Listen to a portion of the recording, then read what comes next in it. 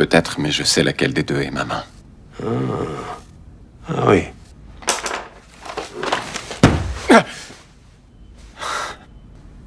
Pendant une seconde, j'ai... Vous avez senti le marteau.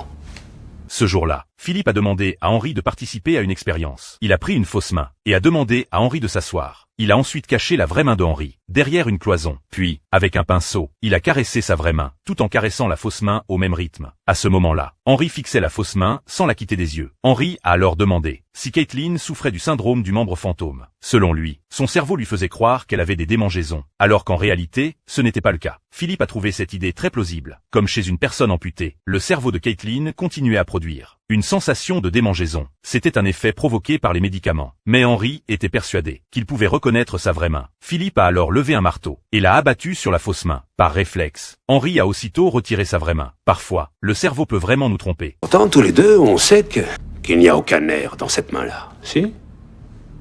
Extraordinaire les tours que peut nous jouer notre cerveau. Henri a finalement accepté la théorie de Philippe. Il s'est immédiatement rendu dans la chambre de Caitlin. Il fallait absolument empêcher l'opération de section des nerfs. Mais personne ne voulait le croire. Caitlin pensait même qu'il fallait l'attacher au lit pour l'empêcher de se gratter. Philip a insisté pour qu'on lui laisse une dernière chance. Il a ensuite expliqué son idée à Caitlin. Aucune opération ne pouvait guérir ce problème. Son cerveau continuait simplement à envoyer un faux signal de démangeaison.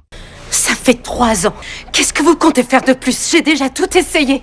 Un tour de magie. Philippe travaillait sur cette théorie. Il a supplié Caitlin de tester son traitement. Il lui a demandé de se regarder dans un miroir, de fixer la zone qui la démangeait, tout en se grattant ailleurs. Caitlin a trouvé cette méthode très étrange. Philippe lui a alors expliqué le fonctionnement de cette illusion. Tout venait des messages envoyés par le cerveau. Ils ont ensuite laissé Caitlin faire l'expérience seule. En sortant de la chambre, ils craignaient que cette méthode ne fonctionne pas et qu'ils aient perdu un temps précieux.